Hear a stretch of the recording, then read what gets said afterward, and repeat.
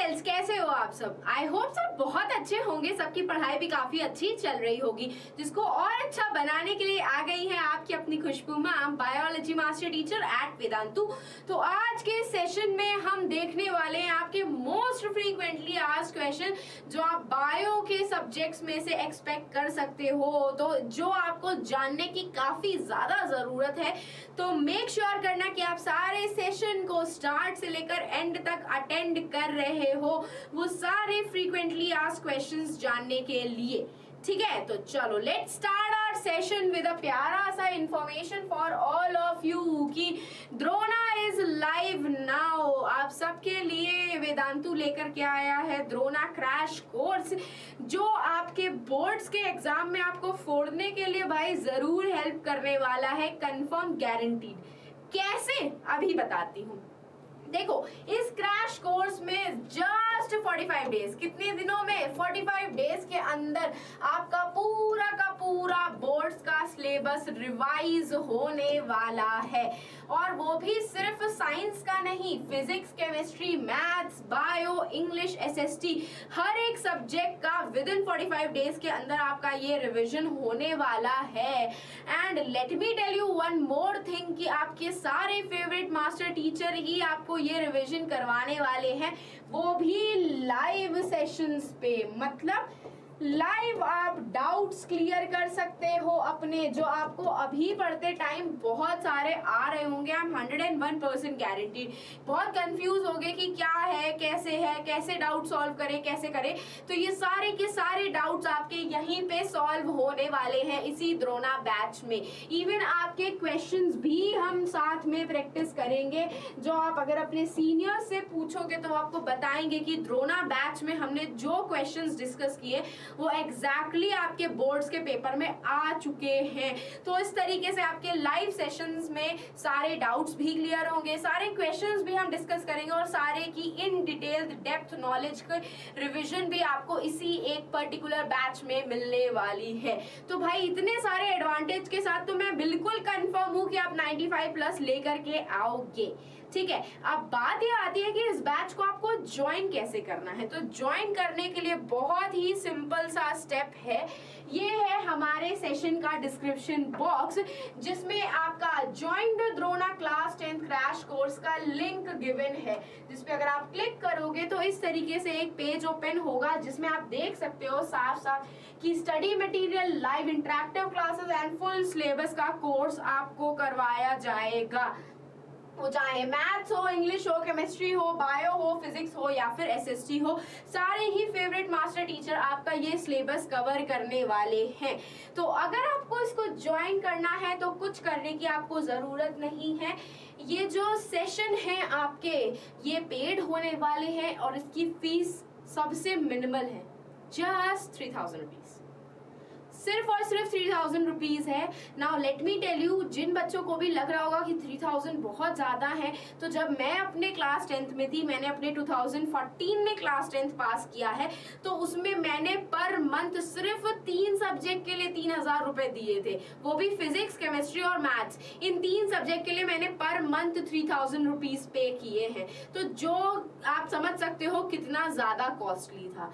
यहाँ पे आपको जस्ट 3000 रुपीज 2 मंथ्स में देने हैं, जिससे आपका सारा का सारा 3 सब्जेक्ट नहीं, सारे के सारे subject SST, English, maths, social, सब कुछ कंप्लीट होने वाला है। एंड आपके सारे बैचेस जो होंगे वो लाइव होने वाले हैं। इवन डाउट सॉल्विंग भी आपकी लाइव होने वाली है, क्वेश्चंस भी आपके लाइव ही रहेंगे। तो बस कुछ नहीं करना है, बाय फुल कोर्स को आप कर सकते हो। लिंक मैंने ऑलरेडी आपको दिखा दिया है, जिससे आप ये कोर्स को परचेज कर सकते हो इस तरीके से। ठीक है, इस तरीके से। तो अगर मैं बात करूं वो बच्चों की जो शायद अगर ये नहीं लेना चाहते, तो वो ये ले सकते हैं। ये कोर्स आपका 1000 रुपीज का है, जस्ट 1000 रुपीज का। 2 मंथ्स में आपको पूरा का पूरा सिलेबस रिवाइज हो जाएगा। बस प्रॉब्लम यहाँ पे ये आती है कि यहाँ की जो क्लासेस होंगी वो लाइव नहीं होंगी, वो रिकॉर्डेड क्लासेस होने वाली है। तो अगर आपको रिकॉर्डेड क्लासेस भी लेनी है तो आप ये बैच परचेज कर सकते हो। ये भी लिंक वही सेम ही है, तो कुछ नहीं करना है, लिंक को क्लिक करोगे ये पेज ऐसे खुल जाएगा एंड बाय फुल कोर्स करके आपको सिर्फ और सिर्फ पेमेंट करनी है, नथिंग एल्स। और भाई इसके एडवांटेज तो आपको मैंने ऑलरेडी ही बता दिए। तो अब अगर आपको कंफर्म गारंटीड 95 प्लस लेकर के आने हैं तो भाई इससे अच्छी चीज तो आपको कहीं नहीं मिलने वाली है। और अगर आपको अपने बोर्ड्स के लिए, मॉक टेस्ट पेपर प्रैक्टिस करने हैं तो वेदांतु आपके लिए टेस्ट सीरीज लेकर के आया है। उस द्रोणा क्रैश कोर्स के जस्ट नीचे ही लिंक गिवन है इसका भी, जहां पे आप free of cost mock test paper practice कर सकते हो। तो चलो let's begin our very first question कि what is double circulation and why is it necessary in humans. Double circulation क्या होता है और ये हमारे ह्यूमन बीइंग्स के लिए नेसेसरी क्यों है। तो भाई डबल सर्कुलेशन का मतलब होता है कि आपका जो ब्लड है वो एक पूरी साइकिल कंप्लीट करने के लिए हार्ट में से 2 टाइम्स पास हो रहा है। अपनी पूरी एक साइकिल कंप्लीट करने के लिए वो हार्ट में से 2 टाइम्स पास हो रहा है, इसी को ही हम डबल सर्कुलेशन कहते हैं। अब ये डबल सर्कुलेशन की वजह से आपका जो डीऑक्सीजनेटेड ब्लड है जो कि कार्बन डाइऑक्साइड रिच होता है, वो सेपरेट रहता है आपके ऑक्सीजनेटेड ब्लड से जो कि ऑक्सीजन रिच होता है। और हमारे अंदर हमको ऑक्सीजन की रिक्वायरमेंट काफी ज्यादा होती है, क्योंकि आप लोगों ने रेस्पिरेशन के प्रोसेस में पढ़ा है कि प्रेजेंस ऑफ ऑक्सीजन में आपका माइटोकॉन्ड्रिया सेलुलर रेस्पिरेशन परफॉर्म करता है और कितने एटीपी रिलीज करता है, 38 एटीपी रिलीज करता है, जो कि काफी अच्छा अमाउंट ऑफ एनर्जी है हमारी बॉडी के लिए। तो अगर इन केस में हमारा डीऑक्सीजनेटेड और ऑक्सीजनेटेड ब्लड क्या हो गया, मिक्स हो गया, तो हमारे माइटोकॉन्ड्रिया, सेल के जो माइटोकॉन्ड्रिया है उसको प्रॉपर अमाउंट में ऑक्सीजन नहीं मिल पाएगा, जिसकी वजह से वो इतना अच्छा खासा अमाउंट में एटीपी भी नहीं जनरेट कर पाएगी। यही रीजन होता है कि डबल सर्कुलेशन हमारी बॉडी के लिए बहुत इंपॉर्टेंट है। डबल सर्कुलेशन आपके 2 टाइप्स के होते हैं। एक होता है आपका पल्मोनरी सर्कुलेशन, पल्मोनरी का मतलब कहीं ना कहीं लंग्स इन्वॉल्व है। तो यहाँ ये पल्मोनरी सर्कुलेशन स्टार्ट होता है आपका राइट वेंट्रिकल से, डीऑक्सीजनेटेड ब्लड जाता है फिर पल्मोनरी आर्टरी में, पल्मोनरी आर्टरी से ये ब्लड जाता है आपका लंग्स में, जिसमें प्रोसेस ऑफ ऑक्सीजनेशन होता है। लंग्स के बाद ये डीऑक्सीजनेटेड ब्लड ऑक्सीजन रिच हो जाता है और एंटर करता है पल्मोनरी वेन्स में, जो पल्मोनरी वेन से आपका ब्लड जाता है लेफ्ट एट्रियम में, और लेफ्ट एट्रियम के बाद यहाँ से आपका पल्मोनरी सर्कुलेशन एंड हो जाता है। अब लेफ्ट एट्रियम के बाद ये ब्लड जाता है लेफ्ट वेंट्रिकल में, लेफ्ट वेंट्रिकल के बाद ये ब्लड जाता है एओर्टा में, एओर्टा के बाद ये ब्लड जाता है आपका बॉडी के सिस्टम में, जहां पे डिफ्यूजन का प्रोसेस परफॉर्म होता है। आपकी बॉडी ऑक्सीजन को यूटिलाइज कर लेती है और वापस से उसमें कार्बन डाइऑक्साइड मिक्स कर देती है। बॉडी में से निकल करके ये डीऑक्सीजनेटेड ब्लड अगेन आपका एंटर करता है वेना कावा में, एंड वेना कावा इस ब्लड को लेकर के जाती है राइट एट्रियम में, और यहाँ से आपका एंड हो जाता है क्या, सिस्टमिक सर्कुलेशन। सिस्टमिक सर्कुलेशन हमने इसीलिए इसको बोला क्योंकि यहाँ पे आपके बॉडी का सिस्टम इन्वॉल्व था, इसीलिए हम इसको सिस्टमिक सर्कुलेशन बोलते हैं। तो ये हो गया आपका पल्मोनरी सर्कुलेशन और ये हो गया आपका सिस्टमिक सर्कुलेशन। तो देखा आपने, आपका ब्लड हार्ट में से 2 बार पास हो रहा है और एक साइकिल कंप्लीट करने के लिए, इसीलिए हम इसको डबल सर्कुलेशन बोलते हैं। तो डबल सर्कुलेशन बताता है कि blood flows twice in our heart before it completes our one circulation. 2 type के सर्कुलेशन होते हैं, एक होता है पल्मोनरी सर्कुलेशन, एक होता है सिस्टमिक सर्कुलेशन। एंड ये हो गया आपका पूरा का पूरा डायग्राम। नेक्स्ट आते हैं कि why is damage to the ozone layer a cause for concern, what are its causes and what steps are being taken to limit this damage। भाई ओजोन लेयर हमारी डैमेज क्यों होती जा रही है, इसका कॉज ऑफ कंसर्न क्या है और इसके कॉजेज क्या क्या है, किस रीजन की वजह से आपकी ओजोन लेयर डैमेज हो रही है और इस डैमेज को हम रोक कैसे सकते हैं। ठीक है,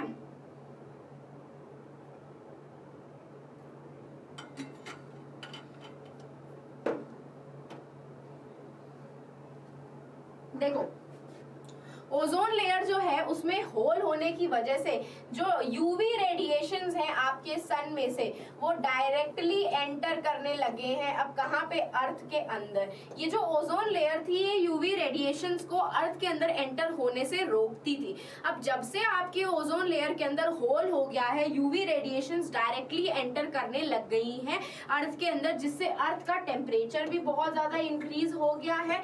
ग्लोबल वार्मिंग की प्रॉब्लम होती जा रही है, ठीक है, ग्लोबल वार्मिंग की प्रॉब्लम होती जा रही है। एंड साथ साथ में यही जो यूवी रेडिएशंस हैं ये आपके स्किन के डीएनए को चेंज करने लग गए हैं, जिसकी वजह से स्किन कैंसर की प्रॉब्लम कॉमन हो गई। किसकी प्रॉब्लम कॉमन होगी? स्किन कैंसर की प्रॉब्लम कॉमन हो गई है। तो इस सब को रोकने के लिए आपके क्या क्या स्टेप्स लिए गए हैं और ओजोन लेयर के डिप्लीशन के कॉज क्या हैं?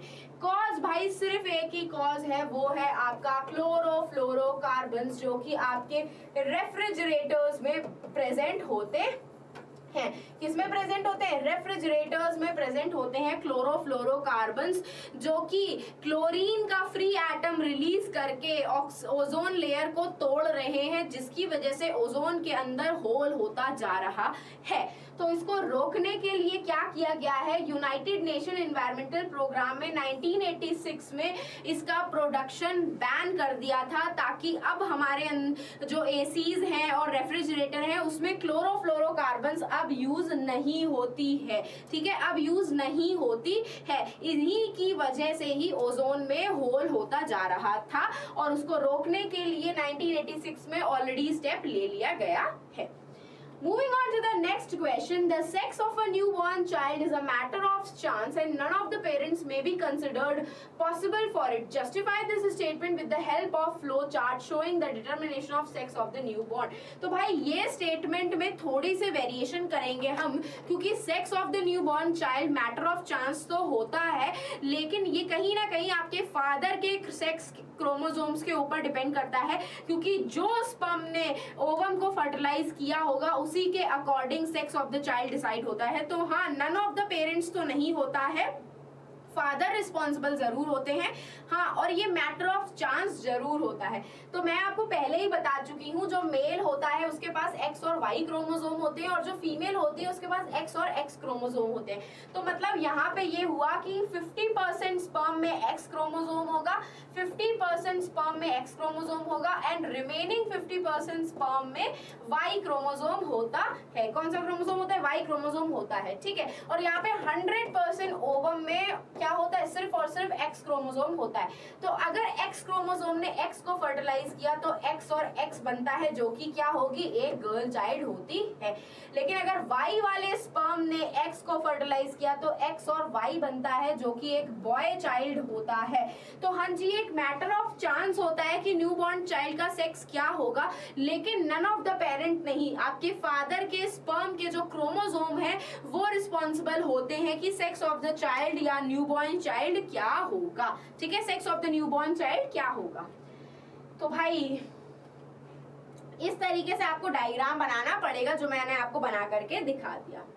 Moving on to the next question, जो कि एक 4 मार्कर का क्वेश्चन है कि what is testosterone and where it is produced in males. तो टेस्टोस्टेरोन क्या होता है? एक ये हार्मोन होता है जो कि मेल्स में क्या करवाता है? सेकेंडरी सेक्सुअल कैरेक्टरिस्टिक्स डेवलप कराता है। क्या करवाता है? सेकेंडरी सेक्सुअल कैरेक्टरिस्टिक्स डेवलप करवाता है आपके मेल्स में। सेकेंडरी सेक्सुअल कैरेक्टरिस्टिक्स डेवलप करवाने के लिए रिस्पॉन्सिबल होता है। और टेस्टोस्टेरोन को कौन रिलीज करता है? टेस्टीज रिलीज करती है, जो कि स्पर्म फॉर्मेशन में भी हेल्प करती है। And what are the function of testosterone in males? मैंने अभी आपको बताया कि सेकेंडरी सेक्सुअल कैरेक्टरिस्टिक्स, मतलब जैसे प्यूबर्टी में जो चेंजेस आते हैं मेल्स के अंदर, वो प्यूबर्टी के चेंजेस को लाने के लिए आपका टेस्टोस्टेरोन हार्मोन रिस्पॉन्सिबल होता है। What is the role of luteinising hormone in male endocrine system? ये आपसे नहीं पूछा जाएगा। व्हाट हैपेंस इफ द, ये भी नहीं पूछा जाएगा, ठीक है। तो ये 2 क्वेश्चन आपसे पूछे जाएंगे, सेकंड और थर्ड क्वेश्चन को इग्नोर कर सकते हो। ये जो LH हार्मोन होता है ये टेस्टोस्टेरोन के प्रोडक्शन को एनहांस करता है। तो अगर इसका हार्मोन LH जो है वो अगर डेफिशिएंसी हो गई तो टेस्टोस्टेरोन हार्मोन बनेगा ही नहीं, उसके अंदर सेकेंडरी सेक्सुअल कैरेक्टरिस्टिक डेवलप ही नहीं होगी, हार्मोनल इम्बैलेंसेस हो सकते हैं। नेक्स्ट आते हैं, ड्रॉ अ नीट और labelled diagram of human brain and mention the medulla and cerebrum, right the function of the above mention part. अगर मेडुला का फंक्शन बोलूं, अगर मेडुला बोलूं तो ये आपके इनवॉलेंट्री एक्शंस को कंट्रोल करता है। मेडुला आपके इनवॉलेंट्री एक्शंस को कंट्रोल करता है, ठीक है। और अगर मैं सेरिबेलम की बात करूं तो सेरिबेलम आपके बॉडी के पोस्चर को और बैलेंस को मेंटेन करता है, बॉडी के पोस्चर को एंड बैलेंस को मेंटेन करता है। अब यहाँ पे जगह तो है नहीं तो मैं ब्रेन का डायग्राम नेक्स्ट पेज पे बनाती हूँ। भैया यहाँ पे भी जगह नहीं दी गई है। चलो एक काम करते हैं, एक नई स्लाइड ले लेते हैं।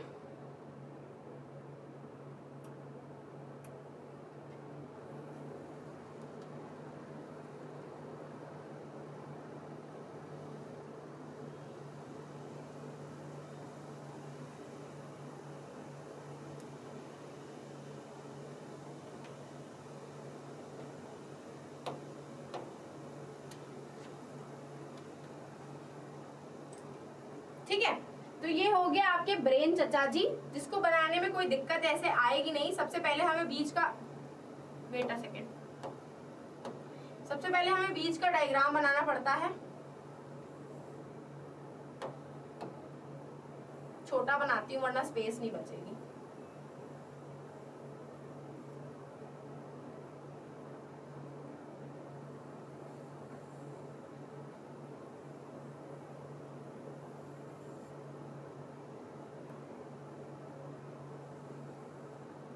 ठीक है,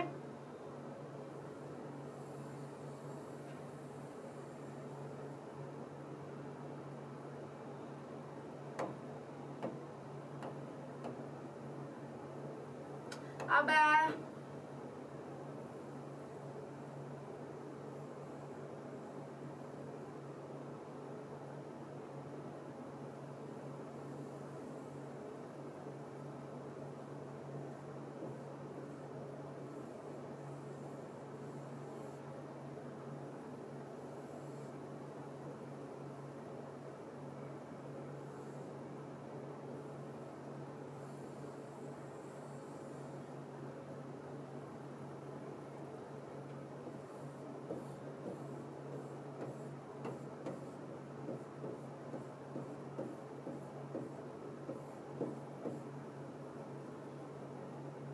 अब इसको लेवल कर लिया जाता है। ठीक है, ये जो पार्ट हो गया आपका, ये हो गया हाइपोथैलेमस।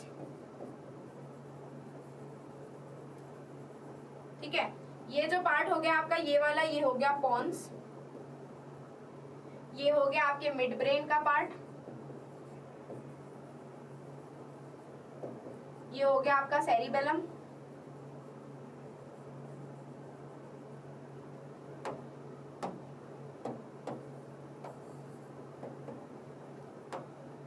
ठीक है, ये हो गया आपका सेरिबेलम। ये जो बनाया है मैंने, ये हो गया हाइपोथैलेमस, ये हो गया पॉन्स। ठीक है, ये हो गया सेरिबेलम। ये बीच वाला जो पार्ट होता है ये आपका मिड ब्रेन हो जाता है।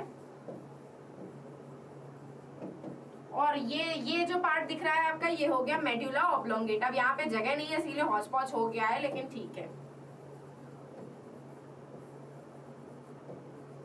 एंड ऊपर वाला जो पार्ट होता है ये हो जाता है सेरिब्रम।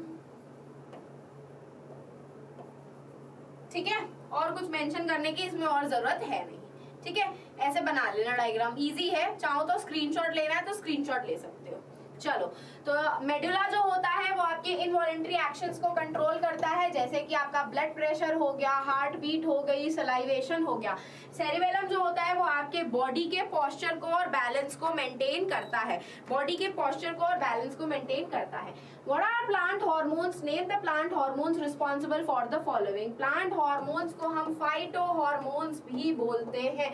ये ऐसे केमिकल्स होते हैं जो प्लांट में ग्रोथ, डेवलपमेंट या फिर डिफरेंशिएशन का प्रोसेस परफॉर्म करते हैं। प्लांट हार्मोन्स दो टाइप के होते हैं, एक होते हैं ग्रोथ प्रमोटर्स, एक होते हैं आपके ग्रोथ प्रमोटर्स और एक होते हैं ग्रोथ इनहिबिटर्स।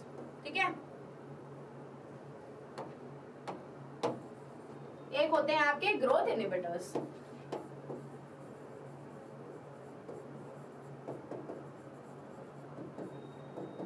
अगर मैं ग्रोथ प्रमोटर्स की बात करूं तो ग्रोथ प्रमोटर्स आपके तीन होते हैं, एक होते हैं ऑक्सिन, एक होते हैं गिबरलिन और एक होते हैं साइटोकाइनिन। और ग्रोथ इनहिबिटर्स की बात करूं तो ये दो होते हैं, एक होते हैं एब्सिसिक एसिड जिसको हम शॉर्ट में ABA भी कहते हैं, और एक होते हैं इथिलीन। ठीक है, ethylene.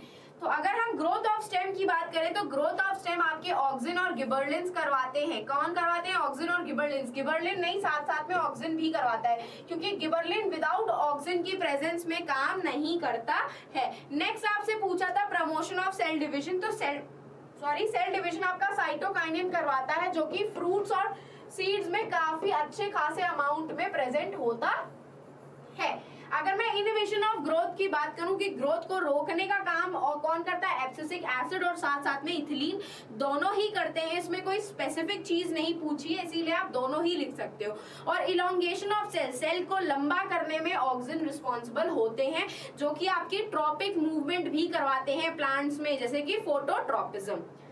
Moving on to the next question, nervous and hormonal system together perform the function of control and coordination in human beings. Justify this statement. तो भाई ये क्वेश्चन आपके इस चैप्टर से बहुत इंपॉर्टेंट है। इस क्वेश्चन को बहुत अच्छे से एक्सप्लेन करूंगी, ध्यान से सुनना। देखो, सबसे पहली चीज क्या होती है कि अगर कोई डरने वाली सिचुएशन है, जैसे कि आपको कुत्ता काटने के लिए दौड़ रहा है, तो आपकी आंखों ने कुत्ते को देखा कि डॉगी आ रहा है आपको काटने के लिए, आपकी आंखों में से वो इंफॉर्मेशन कहां तक गई? आपके ब्रेन तक। ठीक है, आपकी आंखों से, आपके आईज के रिसेप्टर्स में से, आपके आईज के रिसेप्टर्स में से वो इंफॉर्मेशन कहाँ जाती है? आपके ब्रेन तक। और ब्रेन का सबसे जो पार्ट होता है जो आपके हार्मोनल सिस्टम को कंट्रोल करता है, वो है आपका हाइपोथैलेमस। आपकी ये इंफॉर्मेशन ब्रेन में हाइपोथैलेमस तक जाती है। ये हाइपोथैलेमस आपके मास्टर ग्लैंड को, मतलब पिट्यूटरी ग्लैंड को क्या कर देता है? एक्टिवेट कर देता है। आपके पिट्यूटरी ग्लैंड को एक्टिवेट कर देता है, जो कि एक टाइप का हार्मोन सिक्रीट करता है, जिसको हम ACTH बोलते हैं। इसका फुल फॉर्म है एड्रिनोकॉर्टिकोट्रोपिक हार्मोन। एड्रिनोकॉर्टिकोट्रोपिक हार्मोन, एड्रिनो का मतलब ये कहीं ना कहीं एड्रिनल ग्लैंड से रिलेटेड है। ये ACTH हार्मोन क्या करता है? एड्रिनल ग्लैंड को एक्टिवेट कर देता है। क्या कर देता है? एड्रिनल ग्लैंड को एक्टिवेट कर देता है। और एड्रिनल ग्लैंड क्या सिक्रीट करता है? एड्रिनलिन, जो कि आपके बॉडी के डिफरेंट पार्ट्स में चेंजेस करवाता है। आपकी हार्ट बीट इंक्रीज कर देता है, आपका ब्लड सर्कुलेशन एनहांस कर देता है। तो इस तरीके से देख रहे हो, आईज का रिसेप्टर जो कि नर्व्स है, तो नर्वस सिस्टम आ गया यहाँ पे हाइपोथैलेमस तक। हाइपोथैलेमस के बाद उसने पिट्यूटरी ग्लैंड को एक्टिवेट किया, जो कि हार्मोनल सिस्टम का पार्ट है। तो इस तरीके से nervous system and hormonal system together bring the control and coordination. एक दूसरे को वो एक्टिवेट करके आपके बॉडी के अंदर चेंजेस लेकर के आते हैं। ठीक है, आपका एड्रेनलिन हार्मोन आपकी हार्ट बीट को, ब्लड वेसल्स को, प्यूपिल को डायलेट कर देता है। और इस तरीके से आपका नर्वस एंड एंडोक्राइन सिस्टम दोनों ही एक साथ ऐसी डरने वाली क्राइसिस सिचुएशन में काम करते हैं। Moving on to the next question, draw and label the excretory system of human beings. चलो तो ठीक है, लेबल किया जाता है excretory system को। तो यहाँ पे बनेंगे आपके बीन शेप्ड किडनी, ये वाली बीन शेप्ड किडनी जिसमें से निकलते हैं 2 यूरेटर्स। ये निकल रहे हैं आपके 2 यूरेटर्स, जिससे अटैच होता है आपका यूरिनरी ब्लैडर। ये यूरिनरी ब्लैडर से निकल रही है यूरेथ्रा, एंड बीच में प्रेजेंट होती हैं यहाँ पे adrenal renal artery and renal vein. ठीक है, ये बना दी हमने रीनल वेन, और रेड कलर की बना देंगे हम रीनल आर्टरी। ये बना दी हमने रीनल आर्टरी। ठीक है, ये बना दी हमने रीनल आर्टरी। और अब हम इसको लेबल कर देंगे। तो लेबल करने के लिए ये हमारी क्या हो गई? किडनी हो गई। ठीक है, ये हो गई हमारी यूरेटर, ये हो गया हमारा यूरिनरी ब्लैडर, और लास्ट वाला पार्ट हो गया यूरेथ्रा। ठीक है, एंड ये हो गया आपका रीनल वेन,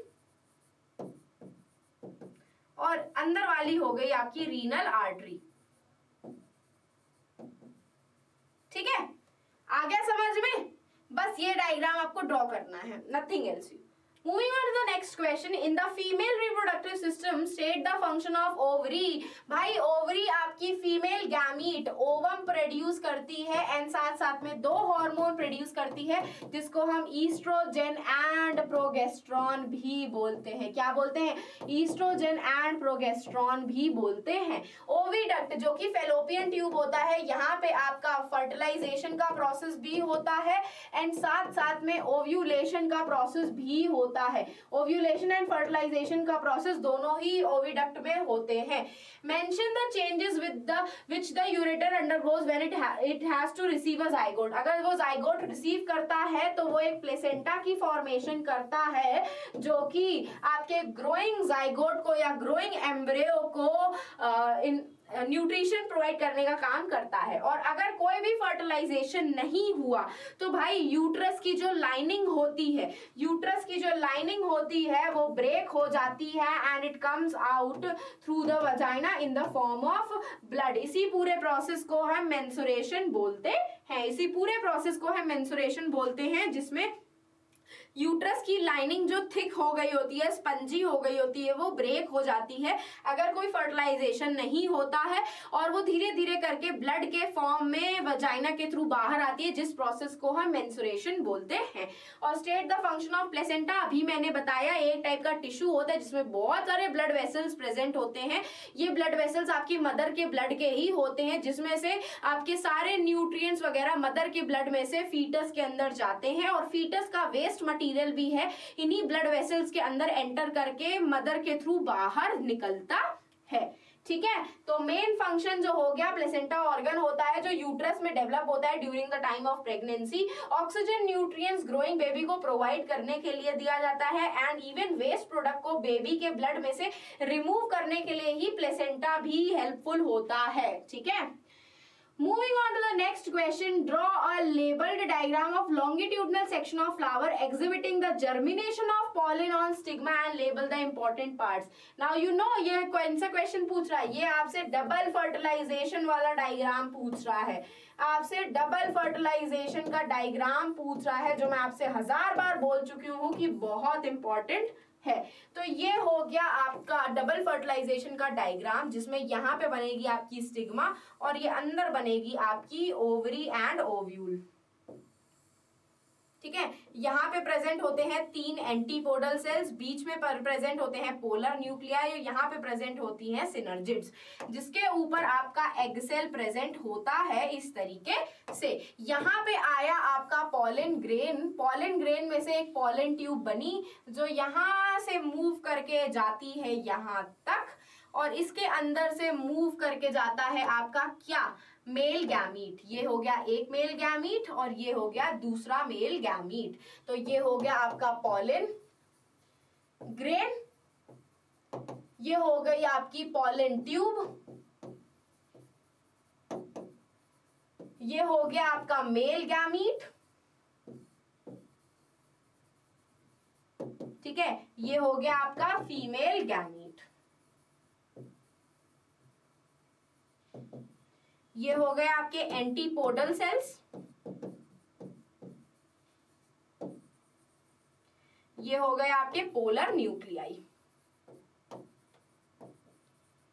और ये होते हैं आपके सिनर्जिड्स। हो गया, ठीक है, बस ये आपको बनाना था, थोड़ा हौच पौच हो गया लेकिन मैंने आपको बता दिया। ठीक है, किसी को स्क्रीनशॉट लेना है तो ले सकता है। So this was end of our session। अगर किसी को सेशन पसंद आया हो तो जरा फटाक से लाइक कर दो, चैनल को सब्सक्राइब कर दो एंड मेक श्योर जरूर करना कि आप ये सेशन को अपने फ्रेंड्स के साथ शेयर भी कर रहे हो ताकि इस बोर्ड्स के एग्जाम के टाइम पे उनका थोड़ा भला हो जाए। और अगर आपको ऐसे ही अमेजिंग सेशन के डे टू डे नोटिफिकेशंस चाहिए या फिर पीडीएफ चाहिए तो आप टेलीग्राम चैनल को ज्वाइन कर सकते हो जिसका लिंक सेशन के डिस्क्रिप्शन बॉक्स में अवेलेबल है। और अगर किसी को मुझे पर्सनली फॉलो करना है तो वो मुझे इंस्टाग्राम पे फॉलो कर सकता है, खुशबू डैश भाटिया मेरा इंस्टाग्राम का अकाउंट है। तो अब हम फिर मिलेंगे चलते चलते ऐसे ही नेक्स्ट अमेजिंग सेशन में। तो बाय एंड टेक केयर।